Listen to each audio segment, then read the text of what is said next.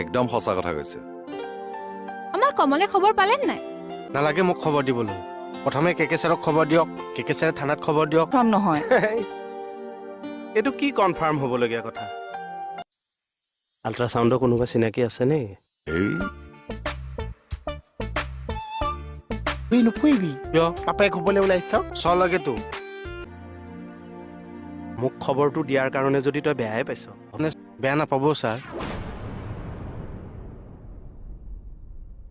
কমল, আমি নোপোৱা সুখবোৰ যদি তহঁতে পাওঁ, আমাৰো ভাল লাগে দেচোন।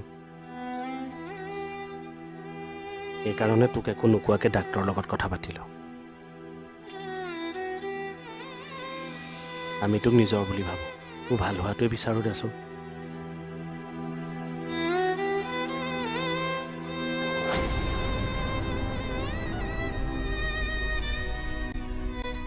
কমল ছাৰ, ৰবা,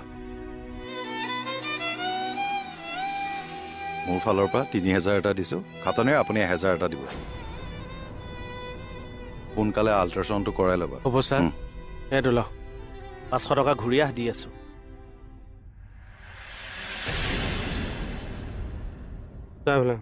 তাক ৫০০ টকাৰ মদ খুৱাই দিলো, তেঁতুলৈকে খালে বমি কৰি দিলে জাননে।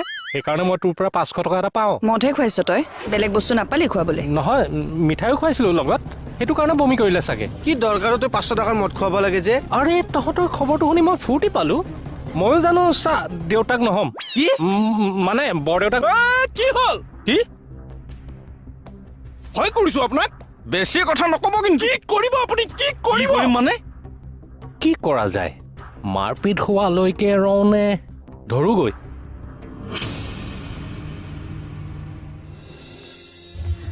ছাৰ,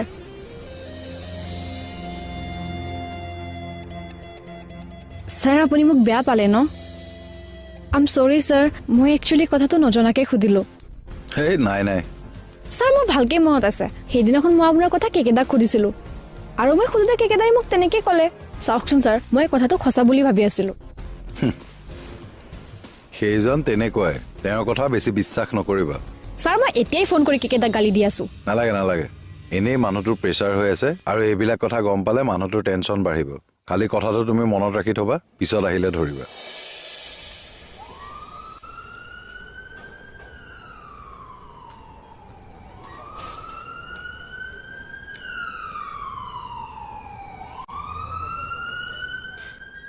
এই আল্ট্ৰাচাউণ্ড কৰিব লাগে, কোনফালে যাব লাগে? সেইফালে যাব লাগিব।